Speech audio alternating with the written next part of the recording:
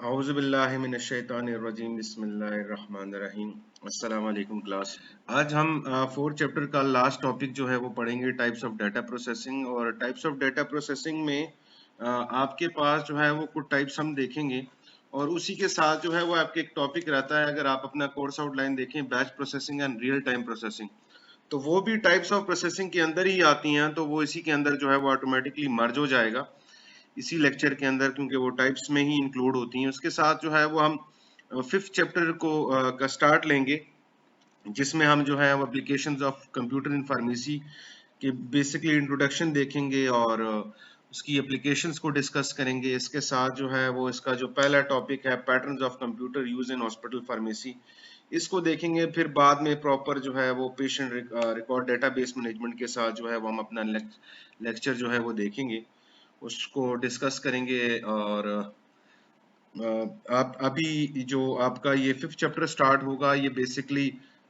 Totally pharmacy से ही related है, जिसमें जो है वो आपकी तमाम चीज़ें जो हैं वो डिस्कस होंगी और आप उसको बेहतर तरीके से जानते भी हैं और वो डेली यूज़ में आप यूज़ भी उसको देखते हैं, उसको आप उसको जांचते भी हैं और उसके बारे में आप मुझसे बेहतर जानते हैं। लेकिन फिर भी कोशिश होगी कि मैं जो उसकी एप्लीकेशंस हैं कंप्यूटर्स की, वो जो है वो उसको मैं आपको एक्सप्लेन कर सकूं, उसको डिस्कस कर सकें। I start at types of data processing. So there are a number of methods and types of data processing based on the data processing system requirement of the project. Suitable data processing methods can be used are as follows. काफ़ी सारे methods and types हैं इसके data processing के, और ये depend करता है requirement के project को जो shoot करता हो आपको। तो आप जो कोई भी मेथड या टाइप जो है वो उसको अडॉप्ट कर सकते हैं और उसमें से अपना डाटा जो है वो प्रोसेस। सबसे पहले आपके पास जो है वो मैनुअल डाटा प्रोसेसिंग आती है। मैनुअल डाटा प्रोसेसिंग में जो है वो हमने जब इसको डिस्कस कर रहे थे मैनुअल डाटा कलेक्शन को, तो उसी तरह आपके पास data is processed manually without using any machine और tool to get required result. कोई भी जो है वो गैजेट यूज नहीं किया जाता, कोई भी मशीन, कोई भी टूल यूज नहीं करते जब आपको जो है वो डाटा कलेक्ट कर रहे हो या उसको प्रोसेस कर रहे हो। In manual data processing, the all collection and logical operations are performed manually on the data. जितनी भी उसके ऊपर कैलकुलेशंस होंगी वो जारी बात है पेन पेपर पे हुई होंगी। Similarly data is transferred manually from one place to another, उसको मैनुअली ही शिफ्ट किया जाता है। This method of processing is very slow, बहुत स्लो है, टाइम कंज्यूमिंग है, एरर इसमें काफी ज्यादा आता है जब आपके पास आउटपुट आए। This method is avoided as far as possible because of high probability of error, labor intensive and very time consuming.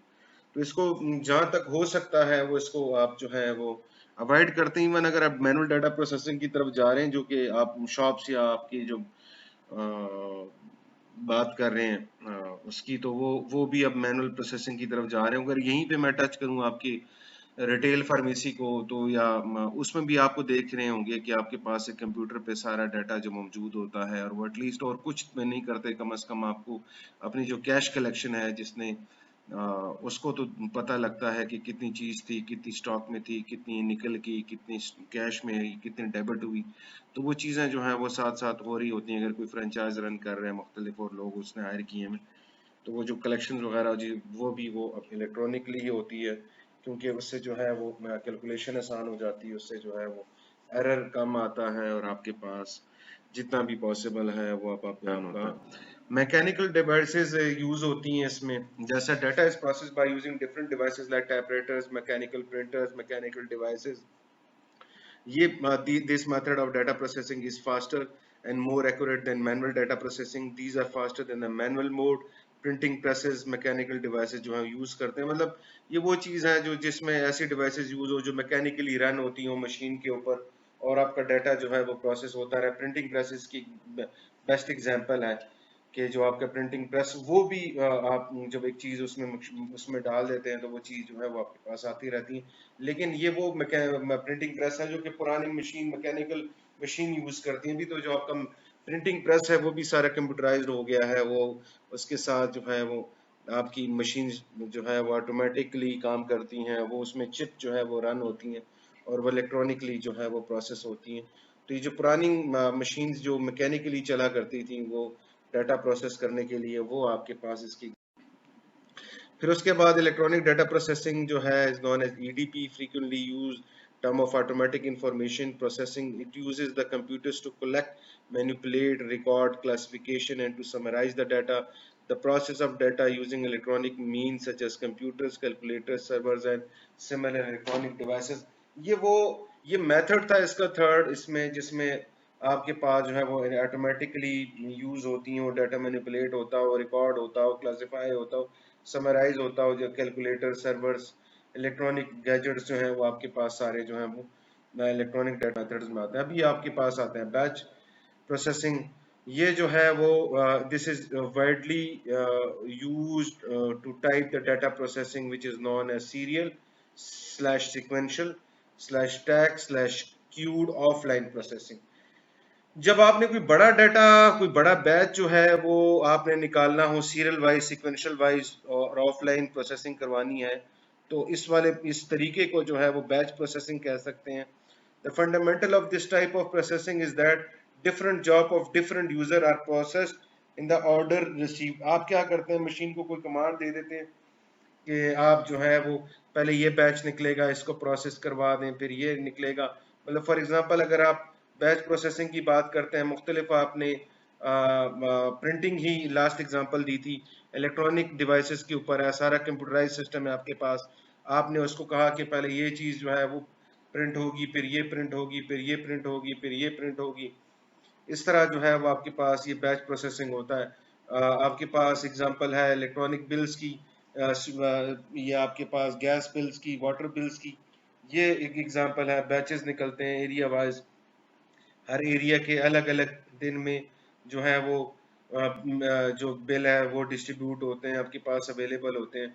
इस तरह जो है वो आपका बैच जो है वो प्रोसेस होता है। This the processing of a large volume of data helps in reducing the processing cost that making in the data processing economical.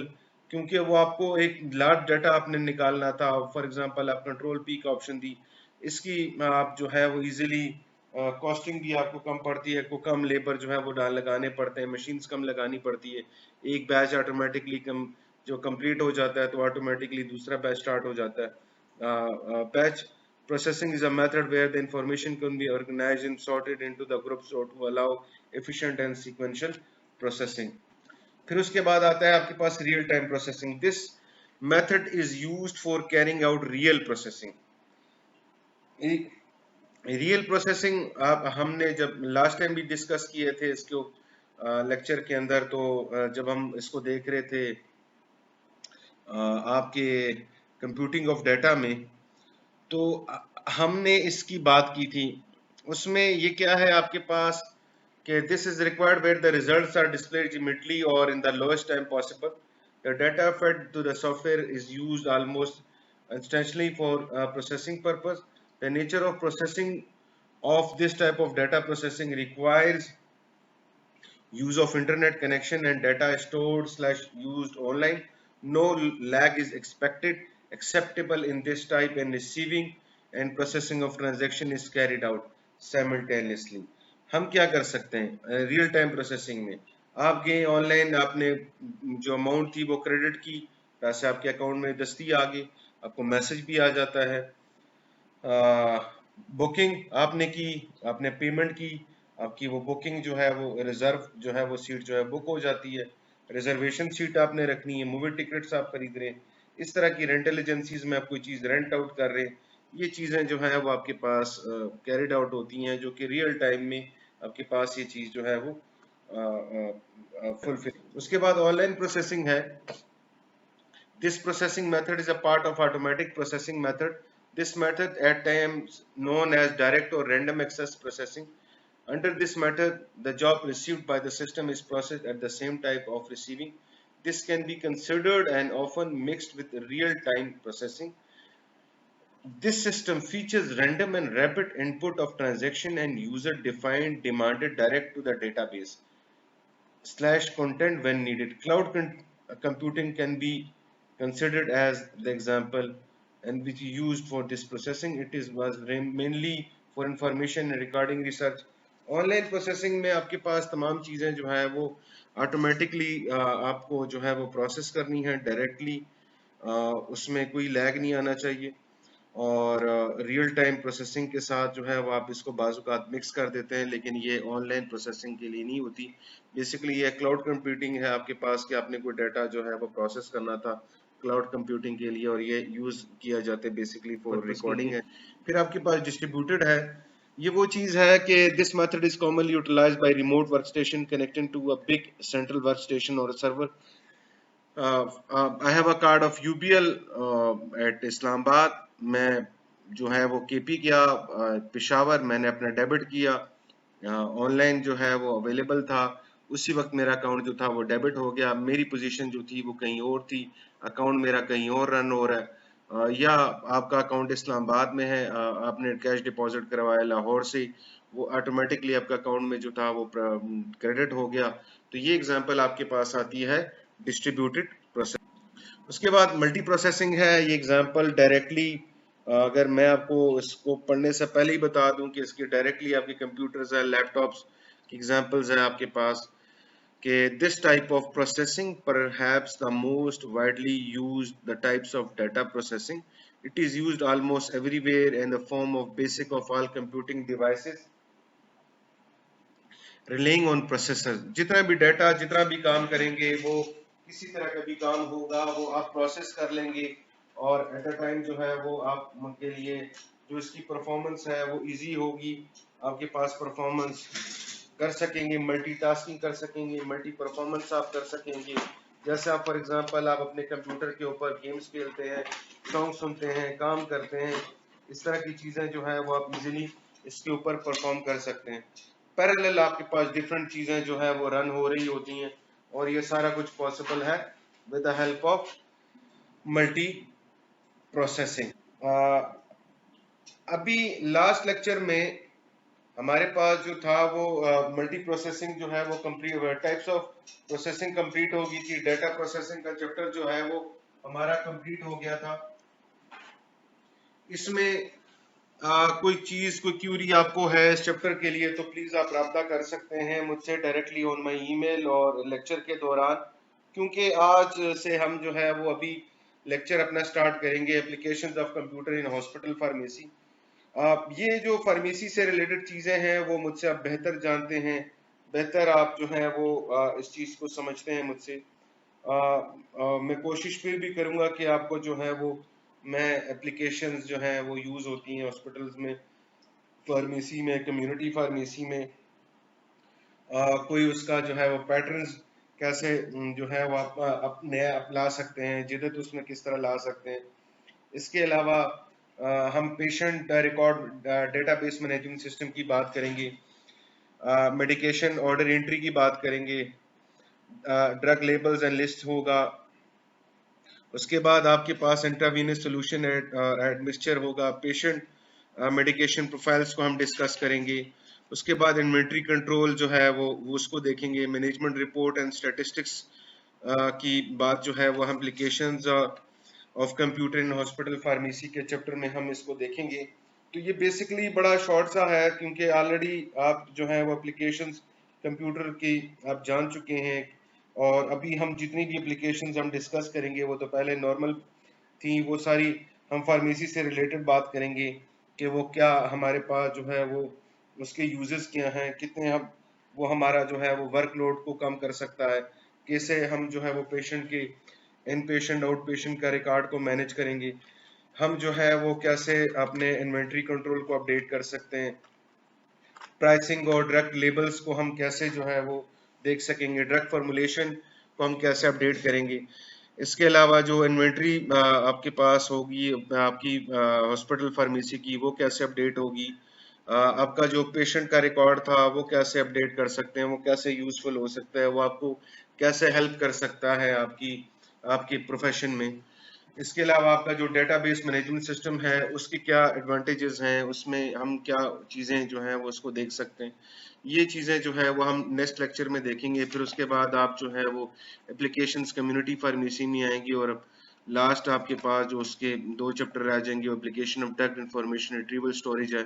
बड़ा छोटा सा जो है वो लेक्चर इसका भी बनेगा। लास्ट में जो लास्ट लेक्चर होगा इसका वो बड़ा ज़बरदस्त से होंगे 3 लेक्चर वो आपके SPSS और मेड कैलकुलेटर काइनेटिका में कोशिश करूंगा कि तीनों आपको मैं जो है वो एक्सप्लेन कर सकूं, कोई टेस्ट हम इसके ऊपर परफॉर्म कर सकें और इसको जो है वो हम लेक्चर में भी जो हमारी लैब्स में हम इसको डिवाइड इस तरह करेंगे कि इसके जो मेन इसकी इंस्टॉलेशन है और इसकी जो यूजेज है वो हम इसको देखेंगे हमारे प्रैक्टिकल पोर्शन में और थ्योरी के पोर्शन में जो एज पर योर करिकुलम मैं कोशिश करूंगा टी टेस्ट और काई स्केयर जो है वो इसके ऊपर अप्लाई करें और आपको मैं आपके साथ शेयर करूं कि इसको कैसे जो है वो इसके एडवांटेजेस को हम यूज कर सकते हैं। तो स्टार्ट करते हैं हम इसके साथ। Computers in pharmacy are used for the information of drug data, records and files, drug management, creating, modifying, adding and deleting data in the patient files to generate report.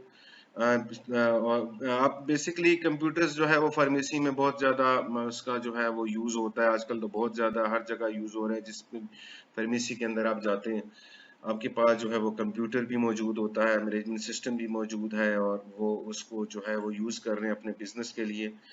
The field of pharmacy is fully benefited by the use of computer, getting and comparing information to an accurate study। और जो आपके पास जो इसके through आप अपना data जो gather करते हैं, इंफॉर्मेशन जो आप लेते हैं, वो फर्दर काफ़ी हेल्पफुल है आपकी स्टडी के लिए, रिसर्च के लिए। आप जो है वो इससे आगे जो आउटपुट लेते हैं वो एज इंफॉर्मेशन जो है वो आगे इनपुट में चली जाती है और चीज़ें आगे और रिफाइन हो जाती हैं। The field of operation like new drug discoveries, drug design, analysis, manufacturing of drugs and in hospital pharmacy जो है वो कंप्यूटर आपके पास जो हो रहे हैं। The drug discovery, designing, manufacturing, analysis have become virtually possible only through the development of upcoming various hardware and softwares. Receiving the details, storing it, and processing it as dissemination is the main role of computer, and continuous flow of information show effectiveness function of any system. Basically आपके पास जो computers है वो vital role अदा कर रहा है आपके drug discovery में, उसको डिजाइनिंग में, मैन्युफैक्चरिंग में, एनालिसिस में। हम जितनी भी बात करेंगे यहाँ पे वो बेसिकली हम कंप्यूटर से ही रिलेटेड बात करेंगे कि चीज़ें जो हैं वो काफ़ी अभी आपके पास एक क्लिक पे आ जाती हैं, रिपोर्ट्स जो है वो आप गैदर कर सकते हैं। आपके पास हार्डवेयर जो है वो चीप हो चुका है, स्मार्ट हो चुका है, सॉफ्टवेयर आपका काफ़ी चीप हो चुका है, स्मार्ट हो चुका है, जिसके थ्रू आप जो है वो काफ़ी कुछ जो है वो इजीली आप रिसीव कर सकते हैं, स्टोर कर सकते हैं, प्रोसेस कर सकते हैं, सॉर्टिंग कर सकते हैं और जो है वो अभी काफ़ी सारे न्यू सिस्टम जो है वो यूज़ भी हो रहे हैं और आप इसको जो है वो उसका इस फुली आप इसको यूटिलाइज कर सकते हैं in the profession of pharmacy. Applications of computer हम फार्मेसी में मैं छोटी छोटी बात करूंगा कि है अब रिटेल फार्मेसी में आपको कंप्यूटर्स यूज़ होते हैं, हॉस्पिटल फार्मेसी में यूज़ होते हैं, ड्रग स्टोरेज रिट्रीवल में यूज़ होता है, डायग्नोस्टिक लेबोरेटरीज में आप इसको यूज़ करते हैं, रिसर्च पब्लिकेशंस में यूज़ होता है, डिजिटल लाइब्रेरीज में आपके पास ये यूज़ होता है और एटसेट्रा पता नहीं कहाँ कहाँ जो है वो आपके पास जो है वो कंप्यूटर यूज़ होते हैं आपके पास फार्मेसी में। अगर हम इंडस्ट्री की तरफ जाएं तो आपकी तमाम मशीन्स जो है वो सारी कंप्यूटर ऑपरेटेड होती हैं आपके पास। जितनी उसकी लेबलिंग है, जितनी डायग्नोजिंग है, वो सारी चीज़ें जो है वो उसकी मैन्युफैक्चरिंग वो सारी कंप्यूटर के मशीन्स के साथ ही। अभी हम आते हैं डायरेक्टली अपने पास जो है वो हॉस्पिटल फार्मेसी की तरफ। हॉस्पिटल फार्मेसी में क्या कर सकते हैं आप जो है वो receiving end allotment of drugs हो सकता है, स्टोरिंग जो है वो डिटेल्स आप एक एक ड्रग की इंडिविजुअल आप स्टोर कर सकते हैं, प्रोफेशनल सप्लाईज हो सकती हैं, records of dispense drugs in patient और आउट पेशेंट का रिकॉर्ड आप मेंटेन कर सकते हैं, पेशेंट का इंफॉर्मेशन रिकॉर्ड आप मेंटेन कर सकते हैं, पेशेंट की मॉनिटरिंग जो है वो मेंटेन कर सकते हैं, जैसे blood pressure, pulse rate and temperature आ सकता है। अब हम आते हैं यहाँ पे patterns of computer use in hospital pharmacy. ये मैं वो बात करूंगा जो कि एज पर माय ओपिनियन या जो हमारे पास जो रिकॉर्ड मौजूद है या हम इसको देखते हैं कि अगर आप कंपेयर करेंगे हॉस्पिटल फार्मेसी को अपनी रिटेल फार्मेसी के साथ तो वो काफ़ी डिफरेंट होती है। हॉस्पिटल फार्मेसी काफ़ी कम्प्लेक्स है, वो तमाम क्योंकि हॉस्पिटल की एडमिनिस्ट्रेशन मैनेजमेंट उसको देती है, तमाम उसके पास पेशेंट का रिकॉर्ड होता है, इन पेशेंट आउट पेशेंट का वो रिकॉर्ड रखते हैं, ओपीडी का वो रिकॉर्ड रखते हैं। इसके अलावा आपके पास जो है वो उसकी प्रोफाइल बनाई जाती है, उसके ड्रग जो उसको जो मेडिसिन वो यूज ले रहे हैं वो कितने दिनों के लिए ले रहा है, कौन सा फार्मूला यूज हो रहा है, कितनी बीमारी थी वो, उसका तमाम टेस्ट का रिकॉर्ड, ये सारी चीजें जो है आपकी हॉस्पिटल फार्मेसी जो है वो इसको मैनेज करती है। लेकिन अगर आप इसको देखें कि अभी हॉस्पिटल जो है वो प्राइवेट सेक्टर तो इसको काफी ज्यादा अडॉप्ट कर रहा है, लेकिन जो पब्लिक सर्विस के आपके हॉस्पिटल फार्मेसीज हैं वो एज रिलेटेड टू हो सकता है कि जो इन्वेंट्री के लिए वो इसको यूज करते हो, लेकिन मैंने अभी इसको नहीं देखा कि आपके जो पब्लिक सेक्टर के हॉस्पिटल फार्मेसीज हैं वो कंप्यूटर्स को अडॉप्ट कर रही हो, वो काफी स्लो है। बहुत कम हॉस्पिटल्स हैं पब्लिक सेक्टर के जो कि इसको अडॉप्ट करते हैं as compare to the private hospital. वो काफ़ी तेज़ी से जो है वो हॉस्पिटल फार्मेसी उनकी सारी कंप्यूटराइज सिस्टम है, मैनेजमेंट सिस्टम वो उनका प्रॉपर जो है वो लॉन्च यूज़ होता है आपकी फार्मेसीज में। और जो यूज़ ऑफ कंप्यूटर से उनका वर्कलोड जो है वो काफ़ी कम हो जाता है, क्लिक में तमाम रिकॉर्ड तमाम चीज़ें वो उनके पास मौजूद होती है, बिलिंग उनकी काफ़ी आसान होती है, ड्रग थेरेपी उनकी काफ़ी जो है वो इम्प्रूव होती है। इसके अलावा वो और क्या आसानी से कर सकते हैं, ड्रग ऑर्डर लेबल कर सकते हैं, प्राइस को अपडेट कर सकते हैं, स्टॉक को मेंटेन कर सकते हैं, इन्वेंट्री को देख सकते हैं। और अभी रिसेंटली जो ट्रेंड्स चल रहे हैं फार्मेसी प्रोफेशन में, तो आपके पास जो है वो आप काफ़ी यूटिलाइज कर रहे हैं, बेनिफिट्स ले रहे हैं कंप्यूटर सिस्टम और डेटाबेस के साथ, और आप इसका यूज़ जो है वो आपके प्रोफेशन में काफ़ी बढ़ता जा रहा है। Thank you class. हम प्रॉपरली इसको जो है वो दोबारा उससे स्टार्ट करेंगे नेक्स्ट लेक्चर के साथ, एप्लीकेशंस ऑफ हॉस्पिटल फार्मेसी, जो कि हम स्टार्ट करेंगे बी पोर्शन से, पेशेंट रिकॉर्ड डेटाबेस मैनेजमेंट के साथ, और साथ हम इसको लेके जाएंगे आगे के डिस्कस करेंगे, क्योंकि आपकी तमाम चीज़ें जो है वो फोकस होंगी इसके साथ। मैं कोशिश करूँगा कि तमाम चीज़ें में जहाँ तक पेशेंट के साथ उसके डेटाबेस के साथ है, मेडिकेशन की या ड्रग्स की बातें, पेशेंट मेडिकेशन प्रोफाइल्स तक हम इसको देख लें, ताकि आपके पास ये चीज़ें जो है वो कवर हो जाएं और आप एक फ्लो में आपके पास जो इसकी यूजेज हैं हम इसको डिस्कस कर सकें। Thank you.